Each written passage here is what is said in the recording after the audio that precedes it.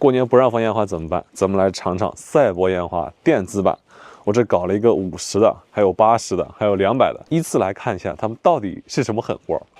先来看一下这个50的，这个上面写着泡泡机，我猜它80%都是先吹出了泡泡，然后用光从底下往上打，营造出一种烟花的错觉，说不定还带音响，能够模拟声音。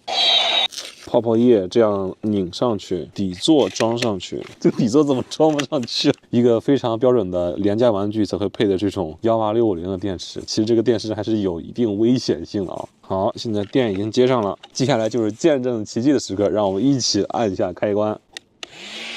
从我这儿看，就是一个底下加了灯光的一个泡泡机。你说这个玩意儿给小朋友玩的话，他估计会挺喜欢。但是你要说这个是鞭炮的话，我觉得不能说是毫无关系吧，可以说是完全没有一点相似的地方。怎么样？你们家过年愿意整这个东西吗？好，行。哟，我想关，但是再按一下就有声音了。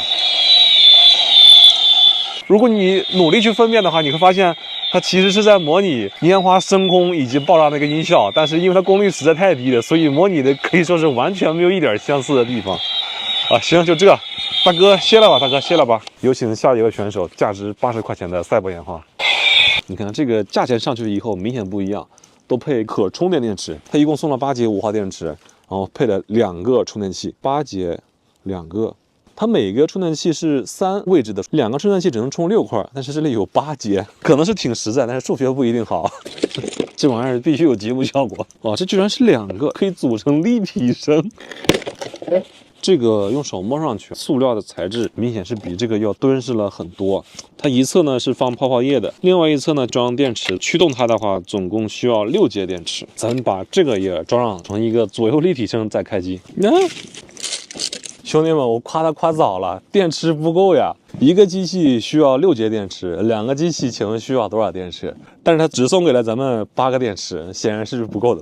我现在再去拿几个电池，组成了双声道立体声。3、2、1 ，fire！ 现在不出泡泡，我检查一下。也是一样的，我怀疑他们是同一个厂商给他们供的电控和主板，都是单机开机。再按一次的话，就开始放音效。来，再开一次，3、2、1 ，fire！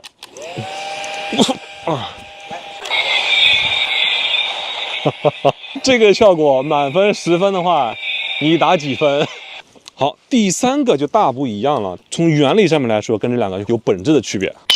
这个从形态上就跟这前面2位截然不同，是一个真正的鞭炮的形状。说实话，我们家小时候放的炮都没有这么粗，这么粗的炮崩一下是要把手指头给崩掉的。这个家伙从供电形式上面来说，就是有降维打击的这种特征的，它是用的交流电。这遥控器太有意思了，4个功能键分别是大地红、响礼炮、喜羊羊以及停止。我现在特别期待它的效果。供电呢，在这个玩意儿上面，所以它最少是一个音响，出来2个这样的低压的 LED 灯带，贴在这个上面，所以应该是这个负责声音，这个负责火光。OK， 我们现场请到了一位志愿者，他十分甘愿来提着这个鞭炮给我们展示一下效果。请问你是自愿的吗？他说是的。这个效果怎么样？